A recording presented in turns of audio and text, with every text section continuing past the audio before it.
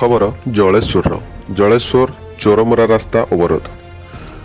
ଜଳେଶ୍ୱର ଥାନା ପାଇକସିଧା ଗ୍ରାମ ନିକଟରେ ଗତକାଲି ରାତି 10:30ଟା ବେଳେ କଂକ୍ରିଟ ରାସ୍ତା ଧସି ପଥର ବୋଝେଇ ଡମ୍ଫର ଖାଲ ଭିତରକୁ ଖସି ପଡ଼ିଛି।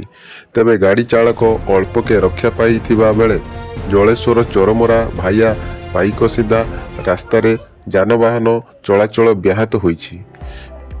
ପ୍ରକାଶ ଯେ ଗତକାଲି ରାତି ରେମୁଣାର ମିତ୍ରପୁରରୁ 4ଟି ଡମ୍ଫରରେ ପଥର ବୋଝେଇ ହୋଇ ପାଇକସିଧା ପଞ୍ଚାୟତ ଅଧୀନ ବାଲିକବାଡ଼ ଗାଁକୁ ଯାଉଥିଲା। ଡମ୍ଫରଗୁଡ଼ିକ ପାଇକସିଧା ହାଇସ୍କୁଲ ସମ୍ମୁଖରେ ଆଗପଛ ହୋଇ ଯାଉଥିବା ସମୟରେ 10:30ଟା ବେଳେ କଂକ୍ରିଟ ରାସ୍ତା ଫାଟିଯିବାରୁ ତୃତୀୟ ନମ୍ବରର ଡମ୍ଫରଟି ପାର୍ଶ୍ୱସ୍ଥ ଖାଲକୁ ଖସି ପଡ଼ିଥିଲା। ଡମ୍ଫର ଭିତରେ ଚାଳକ ଦୟାନିଧି ସେଠୀ ଫସି ରହିଥିବା ବେଳେ ସ୍ଥାନୀୟ ଲୋକେ ତାଙ୍କୁ ଉଦ୍ଧାର କରିଥିଲେ। ଡମ୍ଫର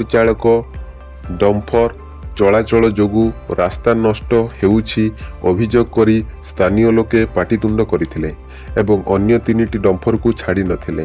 ଖବର ପାଇ ଜଳେଶ୍ୱର ତହସିଲଦାର ସତ୍ୟଜିତ ମହାନ୍ତି ଓ ଜଳେଶ୍ୱର ଥାନା ଏଏସ୍ଆଇ ଭଗବାନ ଦାସ ଘଟଣାସ୍ଥଳରେ ପହଞ୍ଚିବା ସହ ଲୋକଙ୍କୁ ବୁଝାସୁଝା କରିଥିଲେ।